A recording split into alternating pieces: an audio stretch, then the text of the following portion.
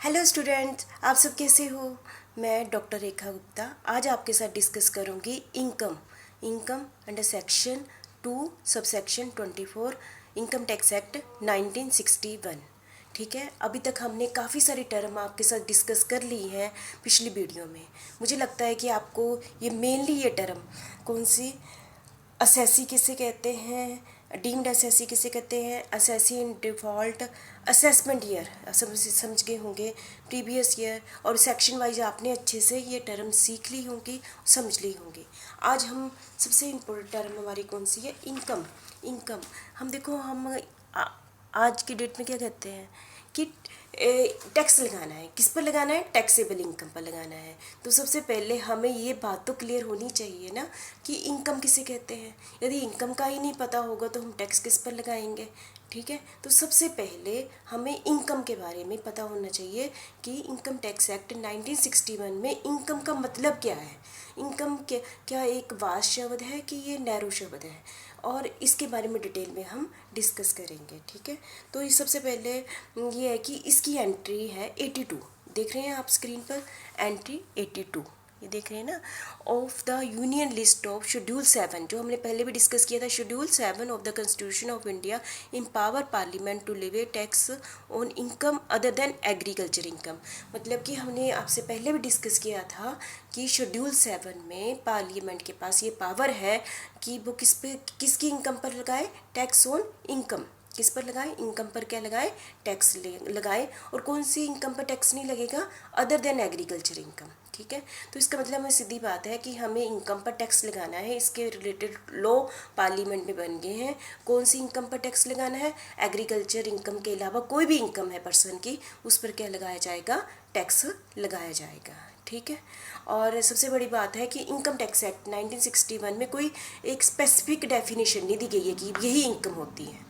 ठीक है, मतलब कि इसमें काफ़ी सारी वैल्यू भी कह सकते हैं, बहुत सारे टर्म, मतलब कि इसमें डिफाइन नहीं किया गया कि यही इनकम है, ये इनकम नहीं है। ठीक है, तो सेकंड पॉइंट हमारा क्या है? The income tax law does not define the term income. ठीक है, ये बहुत ही वास्ट शब्द है जो हम अभी आपके साथ डिस्कस करेंगे। Section 2 subsection 24 income is inclusive and not exclusive. Income tax के अकॉर्डिंग सेक्शन 224 के अकॉर्डिंग हमारी इनकम क्या है? इंक्लूसिव है, एक्सक्लूसिव नहीं है।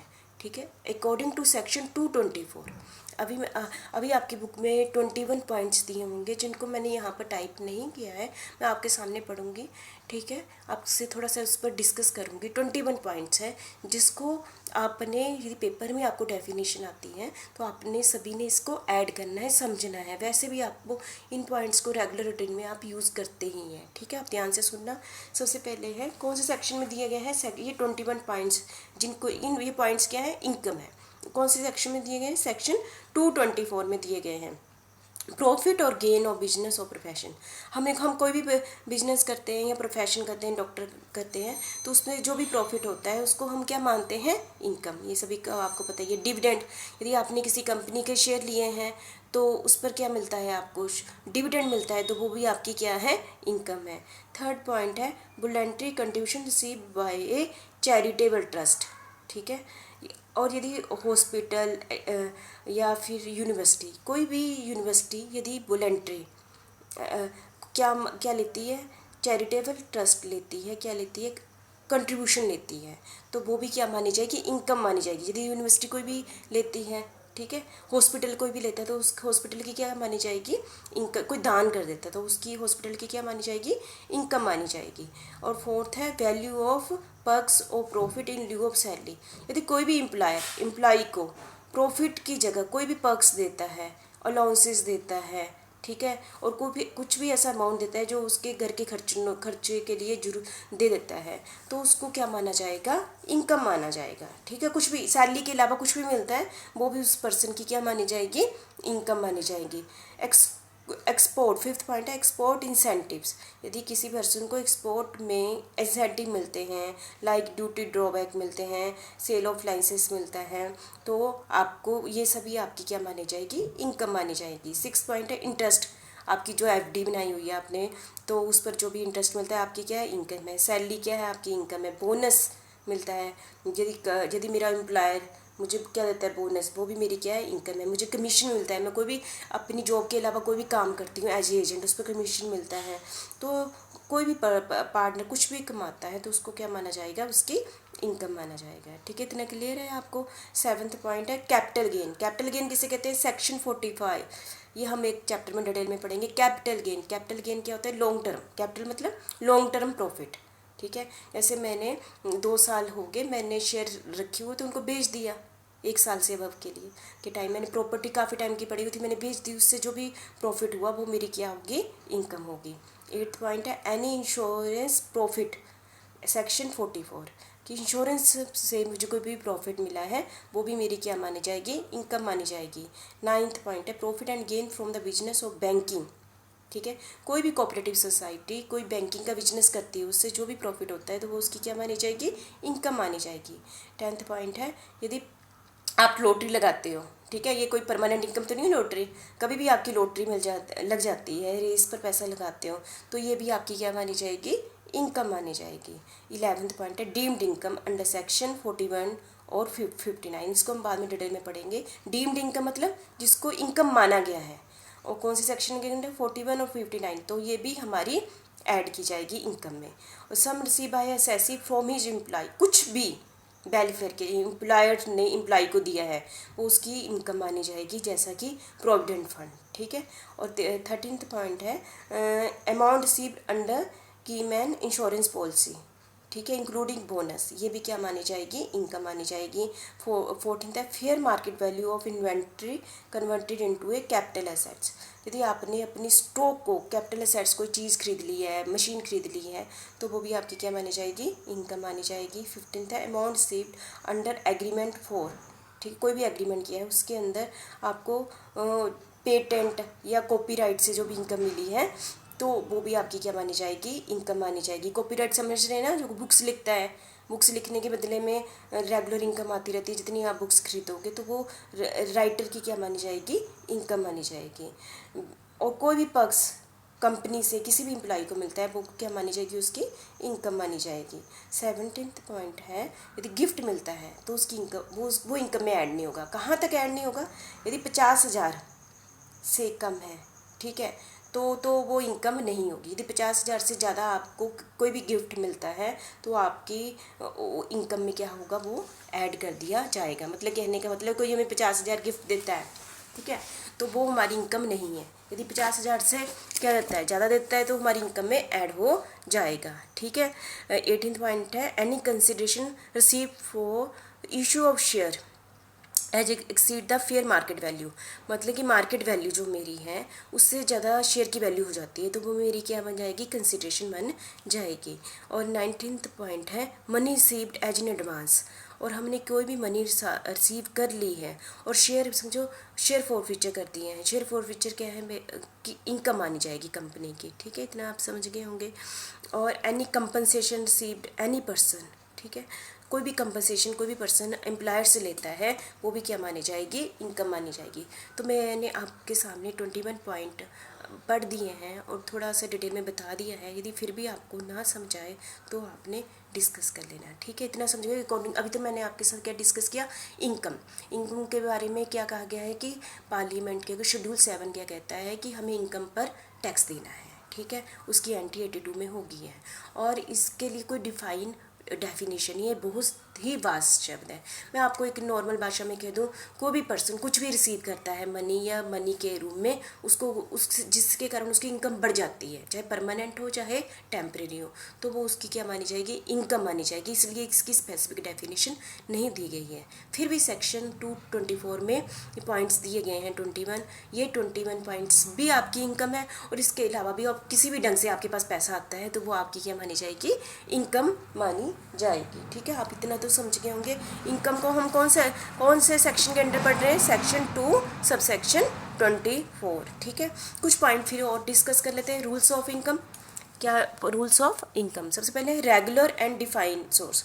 हम कहते हैं ना रेगुलर इनकम, हम +1 में पढ़ते थे ना कि प्रॉफिट इनकम किसे कहते हैं, जब हम कोई भी बिजनेस रेगुलर करते रहते हैं तो उसको प्रॉफिट को क्या कहते हैं, बिजनेस कहते हैं। हाँ, कभी अपनी गाड़ी बेच दी, उससे इनकम को हम इनकम नहीं, प्रॉफिट नहीं कहेंगे, बिजनेस नहीं कहेंगे। पर यहाँ ये शब्द नहीं है, यहाँ पर ऐसा नहीं है। रेगुलर इनकम मतलब जैसे मैंने जॉब करती हूँ तो मुझे रेगुलर सैलरी मिलती है, तो मुझे वो क्या है, मेरी इनकम है। और डिफाइन सोर्स है कि मुझे गवर्नमेंट क्या देती है, सैलरी देती है। रेगुलर एंड डिफाइन सोर्स है। लेकिन यदि रेगुलर इनकम नहीं है, कभी मुझे दे देते हैं, पेपर ड्यूटी लग जाती है, कभी लग जाती है, और कोई ऐसी ड्यूटी लग जाती है जिसमें गवर्नमेंट का कोई भी रोल नहीं है, बाहर से मुझे सोर्स मिल जाता है और डिफाइन नहीं है, तो वो भी इनकम मानी जाएगी। मतलब किसी भी ढंग से मेरे पास पैसा आ रहा है ना, उसको क्या मानी जाएगी, इनकम मानी जाएगी। सेकंड पॉइंट है लीगलिटी ऑफ इनकम।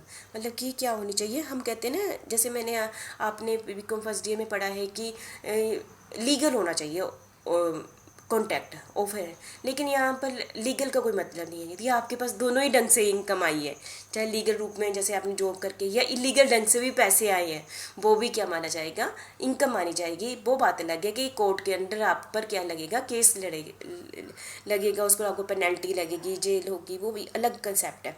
लेकिन आपने जो भी गलत ढंग से भी पैसे कमाए हैं, वो भी आपकी इनकम में क्या कर दिए जाएंगे, ऐड कर दिए जाएंगे। ठीक है। नेक्स्ट है फॉर्म ऑफ इनकम। इनकम कैसे फॉर्म में है, फॉर्म का मतलब है कैश रूप में है या फिर किसी वस्तु के रूप में है। कैश में तो पता है कि वो इनकम में ऐड होगी।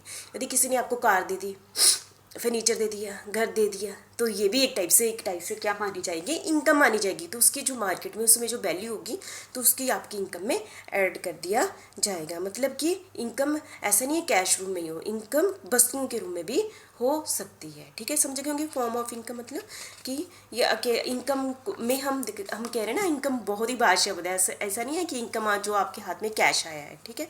एक्रू नेक्स्ट है accrual income basis. Accrual basis, आप तो कॉमर्स के स्टूडेंट, आपको पता ही है एक्रूल बेसिस क्या होता है, कि आपने जो इनकम कमा ली है पर आपको रिसीव नहीं हुई है, आपने अकाउंट में न्यूमेरिकल किए हैं, ऐसी इनकम जो आपने कमा ली है लेकिन आपको रिसीव नहीं हुई है, ये भी इनकम आपकी ऐड होगी।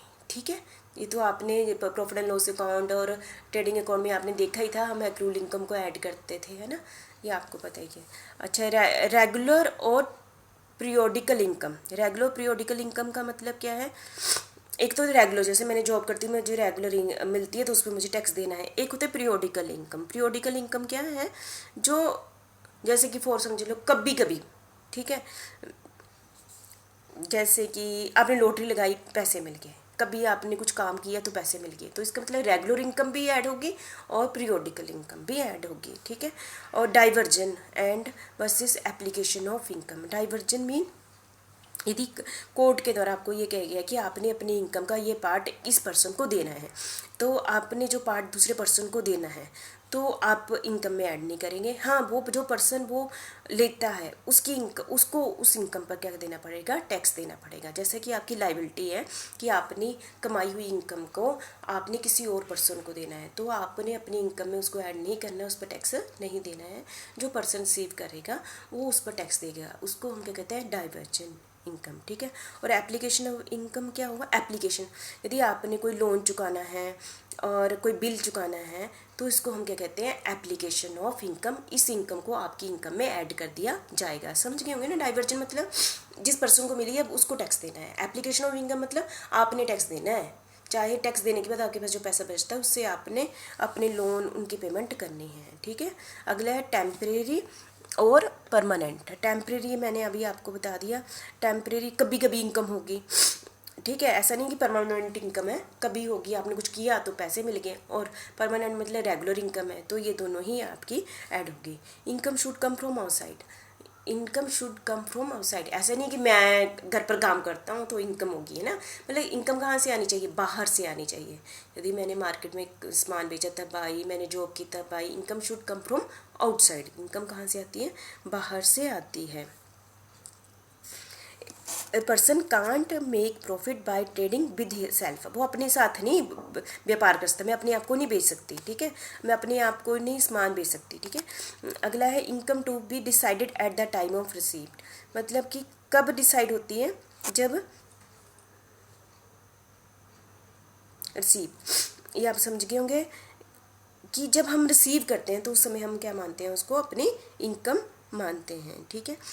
फॉर एग्जांपल मैं आपको इसको डिस्कस करूँगी। यदि मैंने किसी के साथ कांटेक्ट किया है, उसने एडवांस में मुझे पैसे दे दिए हैं, लेकिन अभी काम नहीं हुआ है, ठीक है, और बाद में वो काम हम कहते हैं नहीं करेंगे, एक पार्टी मुकर जाती है, और मैं उसके एडवांस को क्या कर लेती हूँ, फॉरफीचर कर लेती हूँ। फॉरफीचर का मतलब क्या है, मैं उसको रख लेती हूँ कि आपने अपना प्रॉमिस नहीं किया, मैं इसको अब आपको वापस नहीं करूँगी। तो ये क्या मानी जाएगी, मेरी इनकम मानी जाएगी, ठीक है। तो इसके ऊपर मुझे क्या देना है, टैक्स देना है, फॉरफीचर कर दी मैंने, ठीक है। ये आप समझ गए होंगे कि मैंने एडवांस में पैसा लिया था कुछ पॉइंट, पर वो सामने वाला मुकर गया, तो मैं उसके साथ कांटेक्ट नहीं कर पाई, तो मैंने उसके जो एडवांस दिए थे उसको मैं वापस नहीं करती, क्योंकि उसने अपना प्रॉमिस पूरा नहीं किया।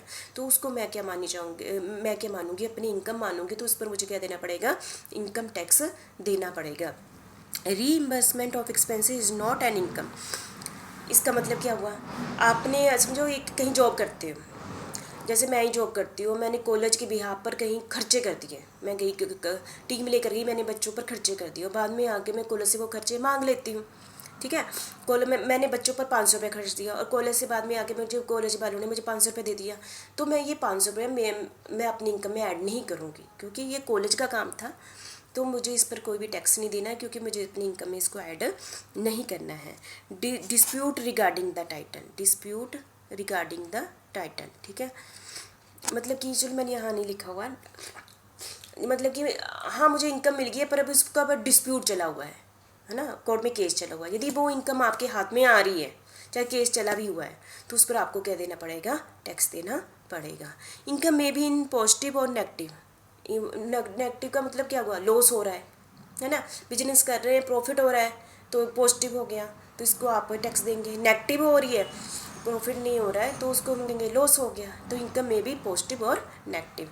पिन मनी, ये नई टर्म है आपके लिए, बहुत ही ईजी है। पिन मनी क्या होती हैं, जैसा कि कोई पर्सन अपनी वाइफ और बच्चे को उसको जेब खर्च करने के लिए या पर्सनल एक्सपेंसेस के लिए इनकम देता है, ठीक है, उस वाइफ को उस पर कोई भी टैक्स नहीं देना है, ठीक है, पहली बात। और यदि वाइफ, उसको पिन इनकम कहते हैं, पिन मनी कहते हैं, जब एक भाई हस्बैंड देता है और इनकम हो गया, ठीक है, और उस वाइफ उस में सेव करके उस पर भी जो कमाती है, ठीक है, उस पर भी उसको टैक्स नहीं देना है। Received with regard to the, ठीक है, ये मैंने यहाँ नहीं, क्योंकि कोई भी पर्सन जो धार्मिक कार्यों के लिए पैसे रिसीव कर लेता है और धर्म के कार्यों में लगाता है, तो उस पर कोई भी टैक्स नहीं देना है। लीगल। नेक्स्ट है हमारा पर्सनल गिफ्ट। ये मैंने आपसे डिस्कस कर लिया, 50,000 तक आपकी इनकम में ऐड नहीं होगा, उसके ऊपर वाली इनकम को आपकी ऐड कर लिया जाएगा। Tax free income need to be grossed up, मतलब कि यदि आपने कोई भी इनकम ऐसी कमाई है, कोई भी इनकम कमाई है, यदि आपको कि मेरे एम्प्लॉयर ने मुझे ऐसी इनकम दे दी है जिस पर मैंने टैक्स नहीं देना है, ठीक है, और उस पर क्या करना है, उसको मैंने पहले अपनी इनकम में ऐड करना है, उसको टैक्स कैलकुलेट करना है, बाद में ग्रोसअप करना है। ऐसा नहीं है कि टैक्स फ्री इनकम मिल गई है तो मैं उसको इनकम में ऐड नहीं करूँगी, ठीक है। ये आपको थोड़ा ज़्यादा क्लियर तब हो जाएगा जब आप थोड़े न्यूमेरिकल करेंगे, ठीक है। Income received as a award money by the sports person, ठीक है।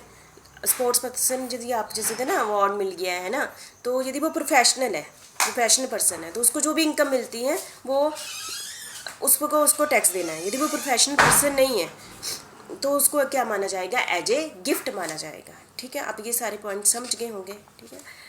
नेक्स्ट है हमारा बहुत ही इंपॉर्टेंट पॉइंट, जिसको हम, जो ये 5 पॉइंट आप देख रहे हैं ना, ये सारे अलग अलग चैप्टर हैं, इसके डिटेल में आपने न्यूमेरिकल करने हैं। ग्रोस टोटल इनकम, ये आप ध्यान से, आप पेपर में क्वेश्चन आता है ग्रोस टोटल इनकम क्या कहते हैं।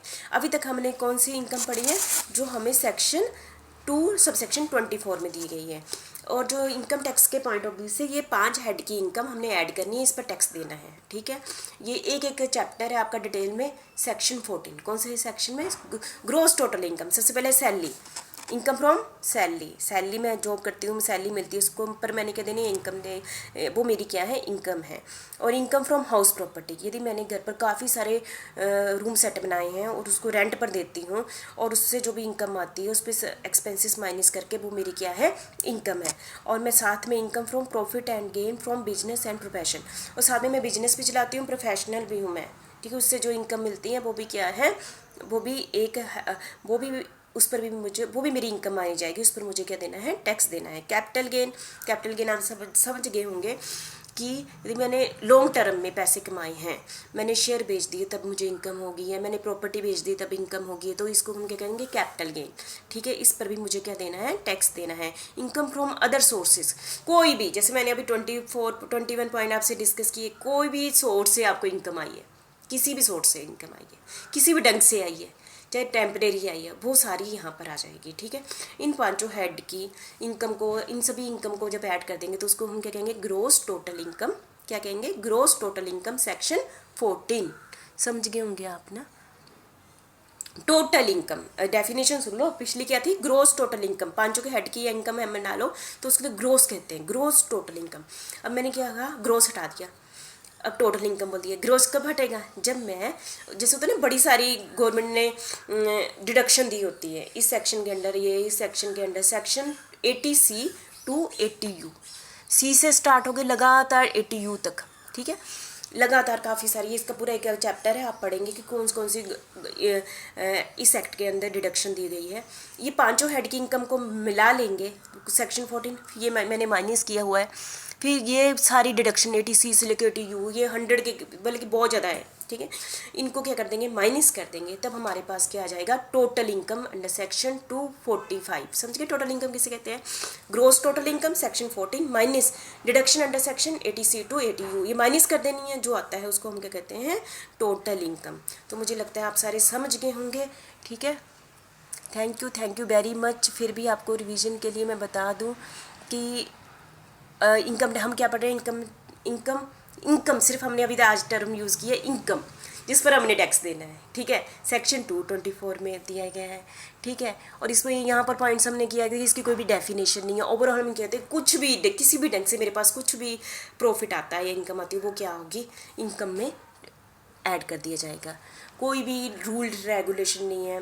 ठीक है, रेगुलर, चाहे वो टेम्परेरी आ रही है, चाहे एक्रूल है, किसी भी ढंग से आ रही है, चाहे कैश के रूप में आ रही है, चाहे गिफ्ट के रूप में आ रही है, तो सारी इनकम माना जाएगा। थोड़ा सा आपने ध्यान रखना है, पिन मनी कौन होती है, जब एक वाइफ को अपने हस्बैंड से खर्चों के लिए पैसे मिलते हैं उसको पिन मनी कहते हैं। इस पर उसको टैक्स नहीं देना पड़ता है, उसकी सेविंग पर भी जो उसको इनकम होती है उस पर भी उसको टैक्स नहीं देना पड़ता है। एक धार्मिक पर्सन को ये इसमें कार्यों के लिए पैसे मिलते हैं लोगों से, वो भी उसकी इनकम में नहीं मानी जाएगी। ठीक है, बाकी तो 50,000 तक जो भी आपको मिलता है गिफ्ट, वो भी इनकम में ऐड नहीं होगा। 50,000 से ज़्यादा यदि आपको कोई भी गिफ्ट मिलता है तो आपकी इनकम में ऐड हो जाएगा। ठीक है, कोई टैक्स फ्री इनकम देती है, कोई स्कीम्स आती हैं, पर अब वो ऐड होगी, बाद में माइनस किया जाएगा। ठीक है, ये सारे पॉइंट्स थे, आपने अच्छे से कर लिए।